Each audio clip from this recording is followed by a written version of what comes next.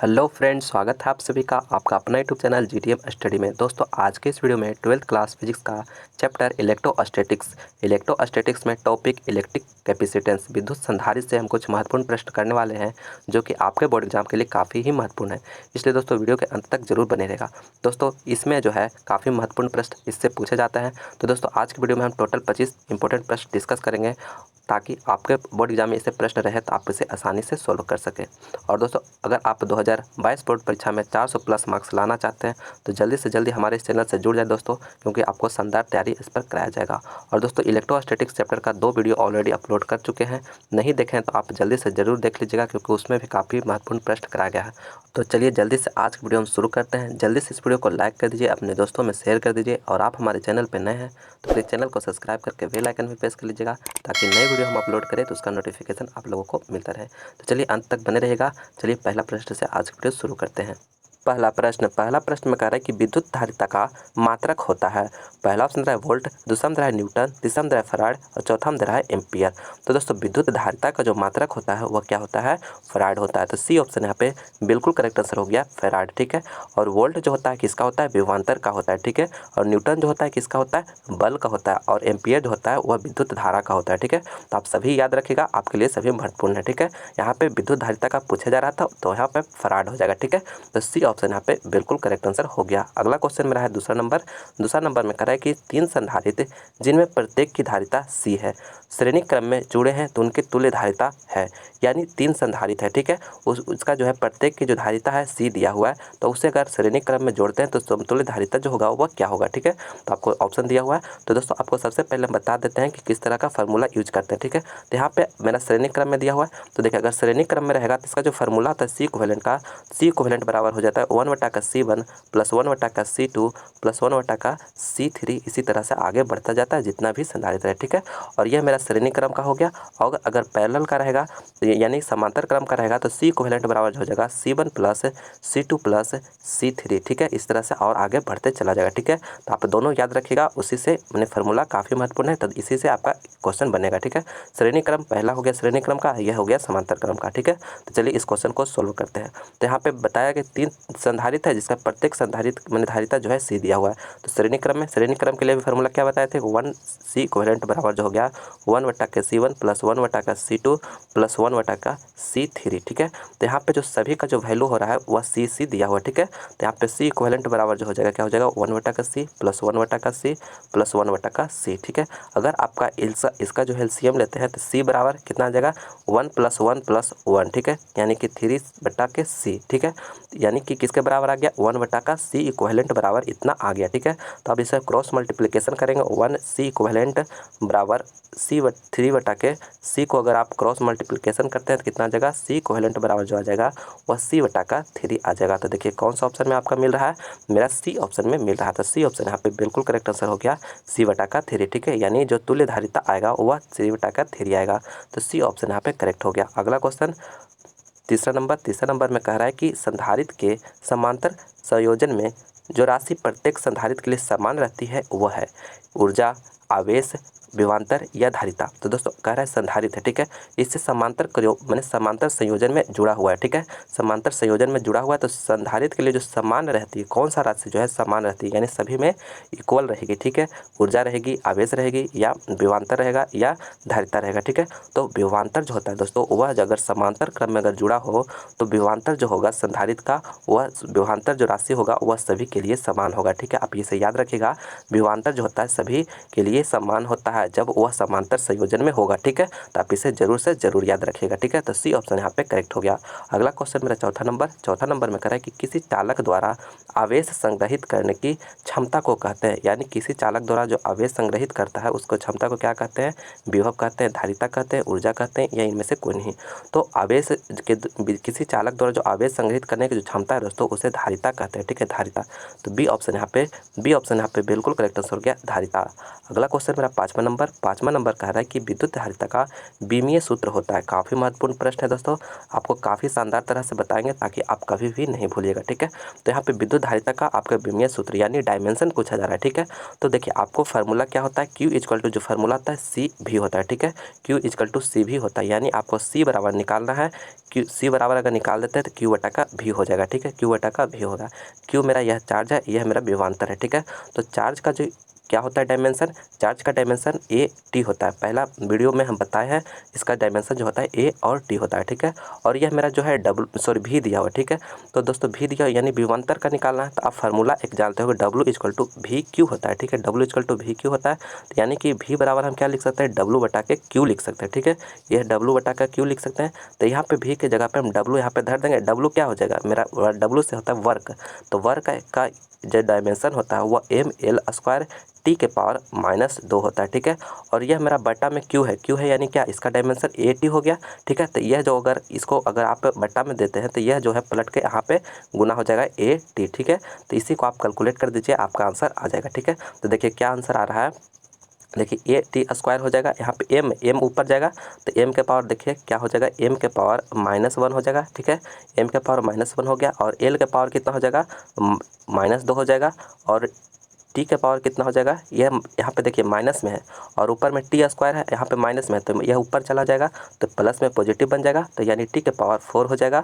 और ए के पावर यहाँ पे देखिए 1 और 1 दोनों जुड़ जाएगा तो कितना हो जाएगा, ए के पावर 2 हो जाएगा, ठीक है। तो देखिए एल के पावर -1, एल के पावर -2 और टी के पावर 4 और ए के पावर 2 कौन सा ऑप्शन में है, देखिए ऑप्शन नंबर ए में दे रहा है, ठीक है। ए ऑप्शन में आपका यह आंसर मिल रहा है। तो देखिए कुछ नहीं किया दोस्तों, यहाँ से हमारा फार्मूला निकल के आ रहा है और यहाँ से फार्मूला निकालने के बाद यहाँ पे जो मेरा कहने मतलब कि C बराबर हम निकाल लिए Q बटा का V और Q का हम रख दिए यहाँ पे AT और V का हम निकाले V बराबर W बटा Q होता है, तो W का यहाँ पे धर दिए और यह Q जो है इसका फिर ऊपर चला जाएगा क्योंकि बटा में रहेगा, तो यही मेरा हो गया। इसी को कैलकुलेट किए तो मेरा यह आ गया, यानी ए ऑप्शन यहाँ पे बिल्कुल करेक्ट आंसर हो रहा है, ठीक है। ए ऑप्शन यहाँ पे बिल्कुल करेक्ट आंसर हो रहा है। दोस्तों यह समझ में आया कि नहीं, आप हमें ज़रूर बताइएगा, क्योंकि दोस्तों आपको पूरा अच्छे तरह से क्लियर करके बताएंगे किस तरह से निकाला जाता है, ठीक है। तो आप इसका जो करेक्ट आंसर हो गया ए हो गया। अगला क्वेश्चन मेरा छठा नंबर में कह रहा है कि समांतर प्लेट संधारित्र में प्लेटों के बीच की दूरी बढ़ाने पर धारिता का मान बढ़ती है, घटती है, अपरिवर्तित रहती है, इनमें से कोई नहीं। काफ़ी शानदार प्रश्न है दोस्तों, आप इसे जरूर याद रखिएगा। कह रहा है कैपेसिटी यानी संधारित्र का जो कैपेसिटी होगा वह अगर आप इसको डिस्टेंस को अगर आप बढ़ाते हैं तो उसका जो धारिता होगा वह क्या होगा, तो इसका जो प्रोपोर्शनल होता है वह इन्वर्सली प्रोपोर्शनल होता है, ठीक है। सी और यानी कैपेसिटी और डिस्टेंस प्लेटों के बीच का डिस्टेंस का जो यह मेरा डी हो गया, यह जो होता है और इसका कैपेसिटी सी है, यह डी है। अगर आप इस दूरी को अगर आप बढ़ाते हैं, इसको बढ़ाते हैं तो कैपेसिटी जो होता है घटता है, ठीक है, घटता है। तो बी ऑप्शन यहाँ पे घटती है, बिल्कुल करेक्ट आंसर हो जाएगा, ठीक है। यानी समांतर प्लेट संधारित्र में प्लेटों के बीच की दूरी अगर इंक्रीज करेगा तो इसका धारिता का जो मान होगा वह घटती है। तो बी ऑप्शन यहाँ पे बिल्कुल करेक्ट आंसर हो गया। इस रिलेशन को आप जरूर से जरूर याद रखिएगा। चलिए अगला क्वेश्चन दोस्तों, आपसे एक छोटी रिक्वेस्ट है, प्लीज़ दोस्तों इस वीडियो को लाइक जरूर करिएगा, अपने दोस्तों में ज़्यादा से ज़्यादा शेयर करिएगा और अभी तक हमारे चैनल को सब्सक्राइब नहीं किया तो प्लीज़ चैनल को सब्सक्राइब करके बेल आइकन प्रेस कर लीजिएगा ताकि हम अगला वीडियो अपलोड करें तो उसका नोटिफिकेशन आप लोगों को मिलता रहे, ठीक है। नेक्स्ट क्वेश्चन सातवां नंबर में कह रहा है कि किसी चालक की जो धारिता होते हैं आवेश और विभव के गुणनफल के बराबर होता है। विभव और आवेश और विभव के अनुपात के तुल्य है या इनमें से कोई नहीं। तो देखिए किसी चालक की जो धारिता, आपको फार्मूला क्या बताएं, Q इक्वल टू सी भी, यानी C बराबर जो है Q बटा का V, ठीक है। यानी आवेश और विभव के अनुपात के तुल्य कौन सा ऑप्शन में है, सी ऑप्शन में दे रहा है, ठीक है। तो सी ऑप्शन यहाँ पे मेरा बिल्कुल करेक्ट आंसर हो जाएगा। सी ऑप्शन यहाँ पे आवेश और विभव के अनुपात के तुल्य होते हैं मैंने किसी चालक की धारिता, ठीक है। इसी फार्मूला से हम समझ गए, इसका सी ऑप्शन यहाँ पे करेक्ट आंसर हो जाएगा। नेक्स्ट क्वेश्चन मेरा आठवां में कह रहा है कि 2 माइक्रोफैराड की 3 संधारित्र को समांतर क्रम में जोड़ने पर समतुल्य धारिता होगी। यानी 2 माइक्रोफैराड का 3 संधारित्र है उसको समांतर क्रम में जोड़ रहे हैं, ठीक है। समांतर क्रम के लिए फार्मूला क्या बताए थे, सी इक्विवेलेंट बराबर जो होता है C1 + C2 + C3, 3 ही है तो 3 ही लिखेंगे। तो यहाँ पे दो है, फिर यहाँ भी 2 है, यहाँ भी 2 है, ठीक है।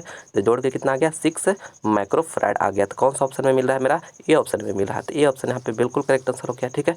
आप इस फार्मूला को याद रखिएगा, इस फार्मूला समांतर क्रम के लिए यह फार्मूला यूज करेंगे, ठीक है। पहला जो प्रश्न किए थे वो आगे तो वह जो था श्रेणी क्रम के लिए था, ठीक है। तो यह मेरा समांतर क्रम का फार्मूला है, इसका फाइनल आंसर मेरा ए ऑप्शन यहाँ पे करेक्ट हो गया। अगला क्वेश्चन मेरा है 9 नंबर में कह रहा है कि 1 माइक्रोफराड बराबर होता है कितना फराड होता है, ठीक है। 1 माइक्रोफराड बराबर जो है कितना फराड होगा, तो 10 के पावर -6 फराड के बराबर होगा, ठीक है। तो कौन सा ऑप्शन में है, मेरा बी ऑप्शन में दे रहा है, तो बी ऑप्शन यहाँ पे बिल्कुल करेक्ट आंसर हो जाएगा, ठीक है। नेक्स्ट क्वेश्चन मेरा 10वां नंबर में कह रहा है कि 64 समरूप बूंदें जिनमें प्रत्येक की धारिता 5 माइक्रोफराड है मिलकर एक बड़ा बूंद बनाते हैं, तो बड़े बूंद की धारिता जो होगा वह क्या होगा। काफ़ी महत्वपूर्ण प्रश्न है दोस्तों, यह प्रश्न आपके लिए काफ़ी महत्वपूर्ण है, इसलिए आप अच्छा तरह से समझिएगा। बस आपको एक फार्मूला बताएंगे, उस तरह से आप याद रखिएगा, आप कभी भी इस तरह का प्रश्न गलत नहीं करिएगा, ठीक है। तो देखिए यहाँ पे 64 समरूप बूंदे हैं, ठीक है, उसको मिला के एक मैंने प्रत्येक का जो धारिता दिया हुआ 5 माइक्रोफराड है, और उसे 64 बूंद को मिलाकर एक बड़ा बूंद बनाइए। 64 को ऐसे छोटे छोटे बूंदे हैं, इसको मिला के एक बड़ा बूंद बनाया गया है, ठीक है।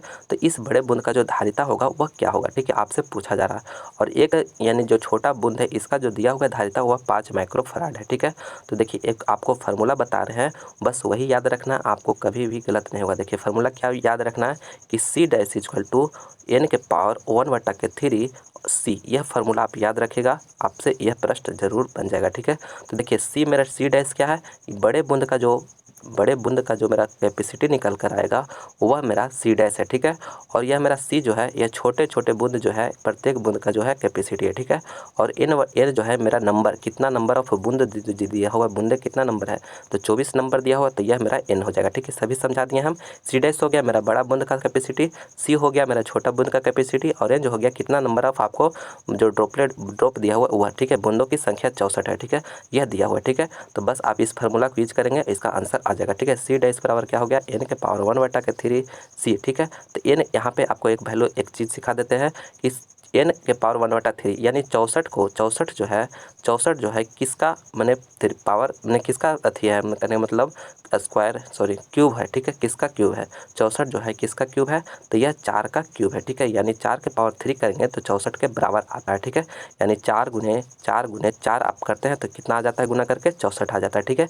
तो यही आपको समझना रहेगा कि ठीक है, जो बूंदों की संख्या दिया रहेगा आपको निकालना है कि यह जो है किसका मैंने पावर 3 है, ठीक है। तो यहाँ पे 4 आ जा रहा है, ठीक है। तो इसे इस तरह से आप निकाल लीजिएगा। तो देखिए यहाँ पे क्या हो जाएगा, C डैश बराबर मेरा क्या है, n के पावर 1/3 C, ठीक है। तो देखिए यहाँ पे C डैश हमें निकालना ही है, n कितना दिया है, 64 दिया हुआ है, 64 के पावर 1/3, और यह मेरा C कितना दिया है, 5 दिया हुआ है, ठीक है। तो अगर आप 64 के जस्ट अभी हम आपको पीछे बताएं कि यह 64 जो है किसका क्यूब होता है, ठीक है।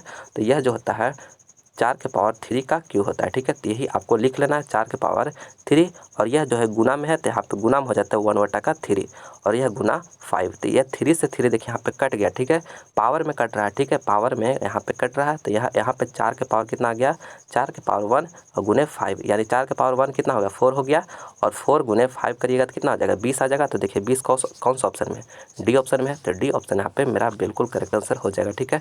किस तरह से निकाले दोस्तों, बस इस फार्मूला को यूज किए हैं देखिए, और आपको बता दिए C डैश मेरा जो है बड़ा बूंद का मैंने धारिता आ गया, C जो है छोटे बूंद की धारिता है, और n जो है मेरा नंबर है। तो इस खाली आप यह समझ जाइए कि यह जो 64 जो है किसका क्यों होता है, तो 4 का होता है। 4 के अगर यहाँ पे गुना करिएगा तो पावर में, यह पावर में दिया हुआ है तो गुना करिएगा तो यहाँ पे 4 के पावर 1 आ जाएगा, और गुने 5, तो यही मेरा कैलकुलेट करके 20 आ गया, 20 माइक्रोफराड। तो डी ऑप्शन यहाँ पे करेक्ट हो गया, ठीक है। नेक्स्ट क्वेश्चन 11 नंबर में कह रहा है कि यदि 100 वोल्ट तक आवेशित करने पर एक संधारित्र की संचित ऊर्जा 1 जूल हो तो संधारित्र की धारिता होगी। यानी कोई संधारित्र है, उसे 100 वोल्ट तक अगर आवेशित किया जाता है तो उसमें संचित ऊर्जा जो होता है 1 जूल का होता है, ठीक है। तो संधारित्र की जो धारिता होगा वह क्या होगा, आपको निकालना है, ठीक है। तो दोस्तों आपको एक फार्मूला बता रहे हैं, वह फार्मूला याद रखिएगा, U = होता है 1/2 CV² होता है, ठीक है। इस फार्मूला को आप याद रखिएगा, इसी से यह क्वेश्चन बनेगा, ठीक है।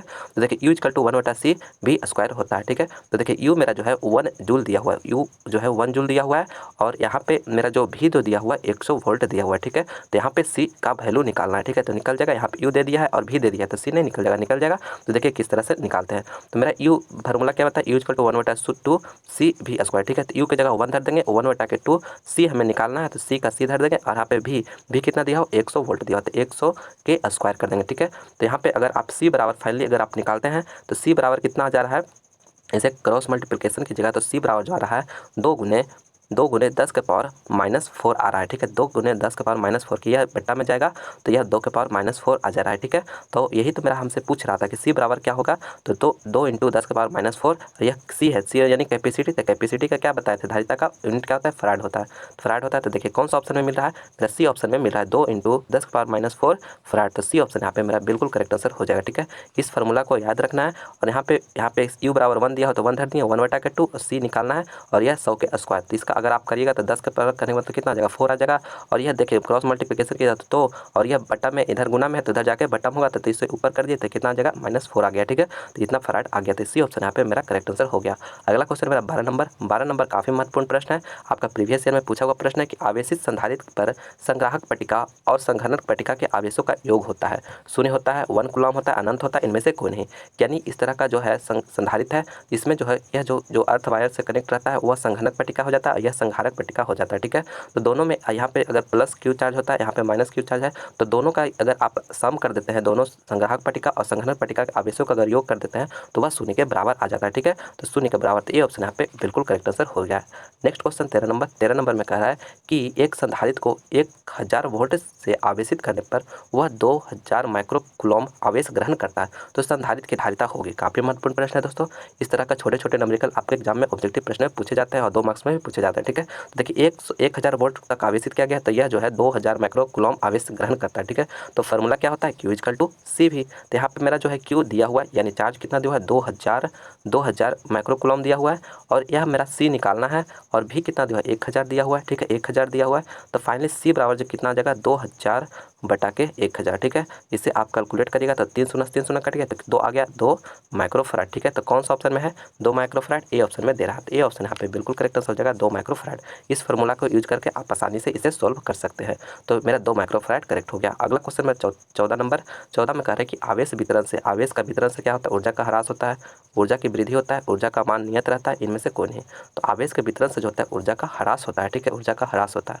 तो ये ऑप्शन यहाँ पे बिल्कुल करेक्ट आंसर हो गया, ऊर्जा का ह्रास होता है। नेक्स्ट क्वेश्चन 15 नंबर 15 में कह रहा है कि 1 पिको फराड बराबर जो होता है खाली डैश कितना फराड होता है, ठीक है। यानी 1 पिको फराड बराबर कितना फराड के बराबर होगा, तो 1 पिको फराड जो होता है 10 के पावर -12 फराड के बराबर होता है, आप याद रखिएगा। तो मेरा डी ऑप्शन यहाँ पे बिल्कुल करेक्ट आंसर हो जाएगा, 10 के पावर -12 फराड।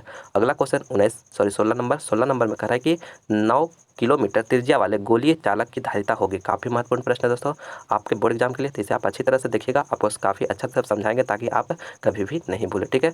तो देखिए यहाँ पे 9 किलोमीटर त्रिज्या वाले जो है गोलीय चालक की धारिता होगी। तो सबसे पहले आप गोलीय चालक की धारिता का जो फॉर्मूला होता है, C बराबर क्या होता है, 4 पाई एप्सिलॉन नॉट R होता है, ठीक है, 4 पाई एप्सिलॉन नॉट R होता है, यह गोलीय चालक की धारिता का फॉर्मूला होता है, ठीक है। आप इस फार्मूला को याद रखिएगा, ठीक है। तो यहाँ पे R बराबर जो दिया हुआ है आपको क्वेश्चन में, R बराबर जो दिया है 9 किलोमीटर दिया हुआ है, ठीक है।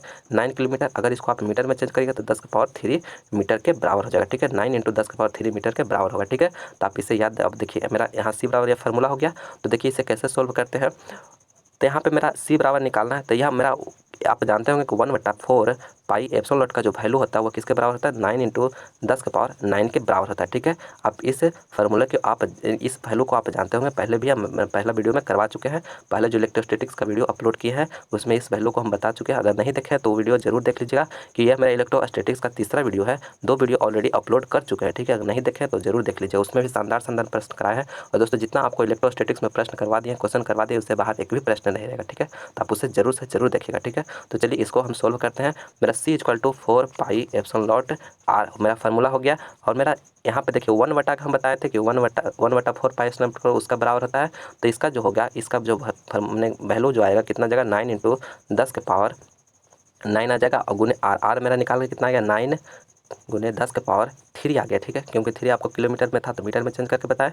तो मेरा इसका अगर आप कैलकुलेशन करिएगा तो देखिए मेरा ये इस वैल्यू को कहाँ से लिखे, तो मेरा वैल्यू जो था कहने का मतलब 1/4 पाई एप्सिलॉन नॉट बराबर जो होता है 9 इंटू 10 के पावर 9 था, ठीक है। तो इसी को अगर आप क्रॉस मल्टीप्लिकेशन कर दीजिएगा तो 4 पाई एप्सिलॉन नॉट बराबर जो हो जाएगा, यह इधर आ गया तो यह इधर आ जाएगा, ठीक है। तो बटा में हो जाएगा, तो इसीलिए इस वैल्यू को हम इस तरह से लिखे हैं, ठीक है। तो इसी को अगर आप कैलकुलेट करिएगा तो यह 9 से 9 कट गया और यहाँ पे 10 के पावर 3 है, ठीक है, और यहाँ 10 के पावर 9 है। तो अगर 10 के पावर 3 से 10 के पावर यहाँ पे काटिएगा तो कितना बच जाएगा, यानी यहाँ पे काटिएगा तो 10 के पावर 6 बच जाएगा, ठीक है, 6 बच जाएगा, यानी 3 शून्य कटेगा तो 10 का पावर 6 बटेगा। तो अगर इसी को अगर आप ऊपर भेजते हैं हैं तो कितना आ जाएगा, 10 का पावर -6 आ जाएगा। ठीक है, तो अभी आपको हम पीछे बताए थे कि 1 माइक्रोफैराड बराबर जो होता है कितना होता है, 1 माइक्रोफैराड बराबर जो होता है कितना होता है, 10 के पावर -6 फैराड के बराबर होता है। ठीक है, तो यही मैंने वैल्यू आया था मेरा, तो इसका जो हो गया क्या आंसर हो जाएगा, 1 माइक्रोफैराड। ठीक है, 1 माइक्रोफैराड इसका आंसर, मेरा करेक्ट आंसर हो गया। ठीक है, तो मेरा यहाँ पे ए ऑप्शन यहाँ पे बिल्कुल करेक्ट आंसर हो गया। अगला क्वेश्चन मेरा 17 नंबर में कह रहा है कि वायु के गोलीय चालक की धारिता समानुपाती होता है। वायु में जो है गोलीय चालक का जो धारिता होगी वो समानुपाती किसके होगा, तो यानी सी बराबर जो क्या है 4 पाई एप्सिलॉन नॉट आर। ठीक है, यानी देख रहे हैं यह मेरा तो कांस्टेंट वैल्यू है। ठीक है, यह मेरा कांस्टेंट वैल्यू है, तो यानी सी जो हो रहा है डायरेक्टली प्रोपोर्शनल आर के हो रहा है। अगर आप रेडियस को इंक्रीज करते हैं तो सी भी इंक्रीज होगा, अगर इसको आप डिक्रीज करते हैं तो ये भी डिक्रीज होगा। ठीक है, तो किसके समानुपाती हो जाएगा, ठीक है, गोले के त्रिज्या के समानुपाती होगा। तो मेरा बी ऑप्शन यहाँ पे बिल्कुल करेक्ट आंसर हो जाएगा, गोले के त्रिज्या के समानुपाती होगा। ठीक है, यहाँ से इस फार्मूला को आप देखें, यह डायरेक्टली प्रोपोर्शनल आर के हो रहा है। ठीक है, तो बी ऑप्शन करेक्ट हो गया। अगला क्वेश्चन 18 नंबर।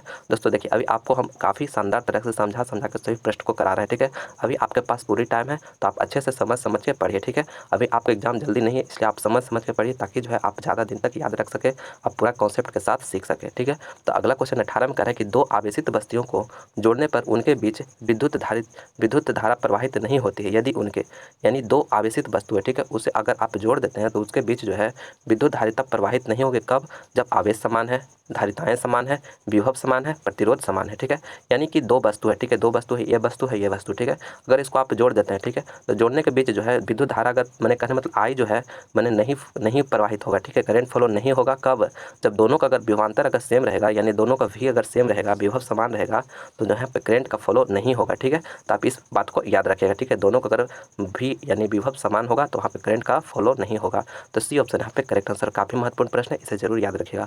अगला क्वेश्चन मेरा 19 नंबर। 19 में कह रहा है कि संधारित्र कितने प्रकार के होते हैं। तो संधारित्र जो होते हैं कितने प्रकार के, 2 प्रकार के, 3 प्रकार के, 1 प्रकार के या 4 प्रकार के। तो संधारित्र जो होते हैं दोस्तों वह 3 प्रकार के होते हैं। तो बी ऑप्शन यहाँ पे बिल्कुल करेक्ट है, संधारित्र जो होते हैं 3 प्रकार के होते हैं। कौन कौन होते हैं, समांतर प्लेट संधारित्र हो गया, और बेलनाकार हो गया, और एक गोलीय हो गया। ठीक है, 3 प्रकार का होता है। नेक्स्ट क्वेश्चन 20वां नंबर। 20 नंबर में कह रहा है कि निर्वात का पैरा विद्युत स्थिरांक होता है, यानी निर्वात का जो पैरा विद्युत स्थिरांक होता है वो क्या होता है, तो वह 1 होता है, 1.2 होता है, 2.4 होता है, 2.9 होता है। तो निर्वात यानी वैक्यूम का जो होता है 1 होता है। ठीक है, 1। तो कौन सा ऑप्शन में दिया हुआ, ए ऑप्शन में दिया हुआ, तो ए ऑप्शन यहाँ पे बिल्कुल करेक्ट आंसर हो गया। Next question 21 number. 21 में कह रहा है टेफ्लॉन का पैरा विद्युत स्थिरांक होता है। टेफ्लॉन का कितना होता है, तो 2.1 होता है। ठीक है, आप वैल्यू याद रखिएगा, 2.1, डी ऑप्शन में दे रहा है, डी ऑप्शन यहाँ पे करेक्ट हो गया। अगला क्वेश्चन मेरा 22 नंबर। किसी पदार्थ का पैरा विद्युत नियतांक हमेशा अधिक होता है, यानी किसी भी पदार्थ का जो पैरा विद्युत नियतांक होता है हमेशा अधिक होगा, 1 से, 0 से, 0.5 से या 4 से। तो 1 से अधिक हमेशा जो है 1 से अधिक होना चाहिए। ठीक है, 1 से अधिक, तो ये ऑप्शन यहाँ पे बिल्कुल करेक्ट आंसर हो गया। अगला क्वेश्चन मेरा 23वां नंबर। 23 में कह रहा है कि संधारित्र की जिस पट्टिका पर आवेश को संचित किया जाता है कहलाता है, यानी संधारित्र मेरा यह हो गया, इसमें जो है 2 प्लेट रहता है। ठीक है, एक अर्थ से कनेक्ट रहता है और यह हो गया। ठीक है, तो यहाँ पे अगर कहने मतलब कह रहा है जिस संधारित्र के जिस पट्टिका पर आवेश संचित किया जाता है, ठीक है, आवेश संचित किया जाता है उसे जो है संग्राहक पट्टिका कहते हैं। ठीक है, यानी ये वाला मेरा जो हो गया संग्राहक पट्टिका हो गया। ठीक है, तो यहाँ पे बी ऑप्शन यहाँ पे बिल्कुल करेक्ट आंसर हो रहा है। ठीक है, बी करेक्ट हो गया, संग्राहक पट्टिका, इसे जो है इंग्लिश में क्या कहते हैं, कलेक्टिंग प्लेट कहते हैं। ठीक है, तो बी ऑप्शन यहाँ पे करेक्ट हो गया। और अगला क्वेश्चन देखिए कर लेते हैं। अगला में कह रहा है जो पट्टिका भूधृत रहती है उसे कहते हैं, जस्ट अभी आपको बताएं, यह जो हो गया एक पट्टिका रहता है, इधर जो है अर्थ वायर से कनेक्ट रहता है। ठीक है, यानी मैंने भूधृत यानी भूमि से कनेक्ट रहता है, तो इसे जो है भूधृत जो पट्टिका रहता है उसे क्या कहते हैं, तो संघनक पट्टिका कहते हैं। ठीक है, संघनक पट्टिका, तो ए ऑप्शन यहाँ पे बिल्कुल करेक्ट आंसर हो गया। यह हो गया संघनक पट्टिका, यह हो गया संग्राहक पट्टिका। ठीक है, दोनों आप याद रखिएगा, जो अर्थ से कनेक्ट रहेगा वह जो हो गया संघनक पट्टिका, और जो अर्थ से कनेक्ट नहीं रहेगा वह संग्राहक पट्टिका। ठीक है, इसे जो है संघनक पट्टिका को इंग्लिश में कंडेंसिंग प्लेट कहते हैं। ठीक है, आप इसे याद रखिएगा। और दोनों का अगर आप चार्ज जो आवेश रहता है, दोनों पर चार्ज आवेश जो रहता है उसको अगर आप ऐड कर देते हैं तो उसका वैल्यू जो हो गया 0 के बराबर हो जाता है। ठीक है, इसे भी आप याद रखिएगा। चलते तो यहाँ पे एक करेक्ट हो गया। अगला क्वेश्चन मेरा 25 नंबर। 25 में कह रहा है कि समांतर पट्टिका वायु संधारित्र में जब वायु के स्थान पर उच्च पैराविद्युत नियतांक का माध्यम में रखा जाता है तो संधारित्र की धारिता, यानी संधारित्र की जो धारिता होगा, अगर आप करने मतलब प्लेट है इसके बीच में अगर उच्च पैराविद्युत नियतांक का माध्यम अगर इसमें करने मतलब रखा जाता है तो संधारित्र की जो धारिता होगा क्या हो जाता है, बढ़ जाता है। तो ये ऑप्शन यहाँ पे बिल्कुल करेक्ट आंसर बढ़ती है। ठीक है, आप इसे याद रखिएगा, क्योंकि डायरेक्टली प्रोपोर्शनल होता है। ठीक है, डायरेक्टली सी जो होता है डायरेक्टली प्रोपोर्शनल, तो एप्सिलॉन नॉट हो गया, यानी जितना ही अपने उच्च का पैराविद्युत नियतांक रखाएगा उसका कैपेसिटी भी इंक्रीज हो जाएगा। ठीक है, तो बढ़ती है करेक्ट। तो दोस्तों आज के वीडियो में हम संधारित्र जो मेरा कैपेसिटेंस चैप्टर है उससे हम 25 प्रश्न किए हैं दोस्तों। और मेरा इसमें जो क्वेश्चन बच गया है दोस्तों वह आपको अगला वीडियो में हम आपको प्रोवाइड करा देंगे, क्योंकि दोस्तों ज़्यादा वीडियो लंबा हो जाएगा। इसे दोस्तों आज 25 प्रश्न तक ही करेंगे और अगला क्वेश्चन जो कुछ बचा हुआ है उसे भी आपको जल्द ही आपको प्रोवाइड करा देंगे, ठीक है। तो दोस्तों आज की वीडियो में बस इतना ही। मैं उम्मीद करता हूँ कि यह वीडियो आपको पसंद आया होगा, तो प्लीज़ इसे लाइक करें, अपने दोस्तों में ज़्यादा से ज़्यादा शेयर करें। और आप हमारे चैनल पर नए हैं तो प्लीज़ चैनल को सब्सक्राइब करके बेल आइकन भी प्रेस कर लीजिएगा, ताकि नई वीडियो का नोटिफिकेशन आप लोगों को मिलता रहे, ठीक है। दूसरा वीडियो जल्द ही कैपेसिटेंस का अपलोड होगा, उससे आप ज़रूर देखिएगा, ठीक है। चलिए मिलते हैं हम अगली वीडियो में। इस वीडियो को देखने के लिए बहुत बहुत धन्यवाद।